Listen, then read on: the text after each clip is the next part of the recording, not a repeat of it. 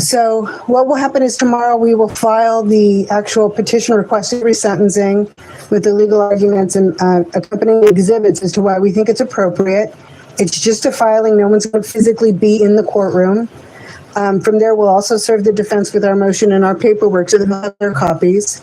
And from there, we will coordinate with the defense to set up a court date with the court so that the petition can be heard. Now, whether or not that's a setting or a hearing will be decided between us and the defense and the court when everybody gets an idea of what we've filed. Then from there at the hearing, the defense can either decide to have the defendants, the Menendez brothers, physically brought into court. They can ask that the individuals appear by video or audio WebEx, kind of a Zoom participation, which we all kind of adapted to because of COVID.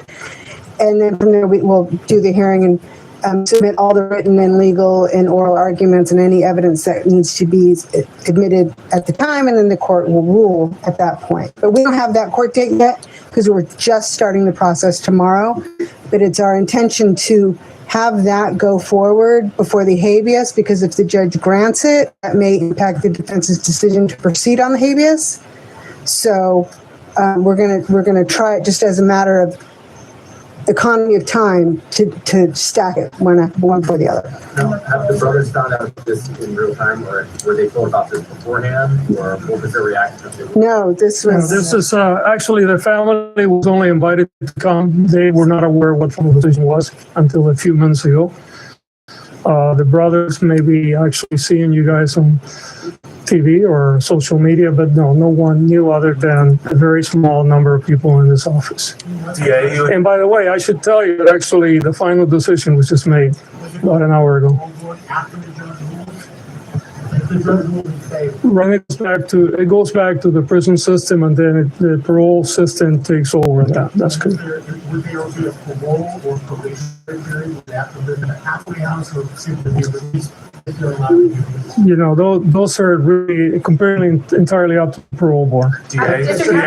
Place. Well, try. What was the factor that made the final decision? You said the final decision was just made.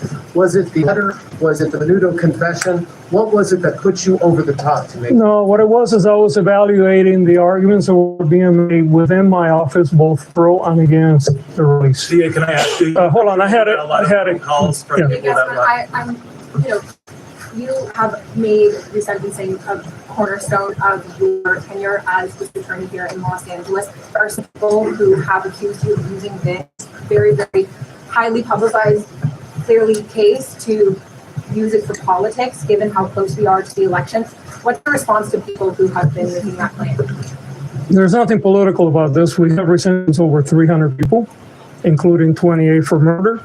And It doesn't have anything to. The Mendez brothers have nothing to do with either party, as far as, everybody makes something about something, don't they? and we will continue to resentence people in the future. And that's all I can tell you. But DA, question. Yes, sir. Excuse me, please. You're interrupting. Everyone's interrupting. I'm just wondering how you're for re-election. Yes, please. Yes. Could the brothers be home by Thanksgiving? I don't know the answer to that. Why did you decide not to go with the reduced voluntary manslaughter? That was part of the process that I was still going through up until a couple hours ago. I don't believe that the manslaughter would have been the appropriate charge given the premeditation that was involved in the murders. I believe that these were clearly murders. They were premeditated. Now, the motivation, that's where, differences of opinion come up, but I didn't think it would be appropriate to go all the way down to manslaughter. DA, Yes, has ma'am. your bid for re-election impacted? Would you please stop? I am not going to talk about re-election, okay? Okay. So If you want to talk to re-election, go outside, we'll talk later, please. Relax. it's a fair question. It is. I'm sorry, you're interrupting, sir. Please. ¿Qué va a pasar mañana que presenten la corte de Pues depende, como estaba explicando la abogada, la encargada de esta unidad, la corte probablemente va a señalar otro día donde los dos, la defensa y nosotros podemos ir y habrá una evaluación de la evidencia. Si hay alguien que se opone a esta moción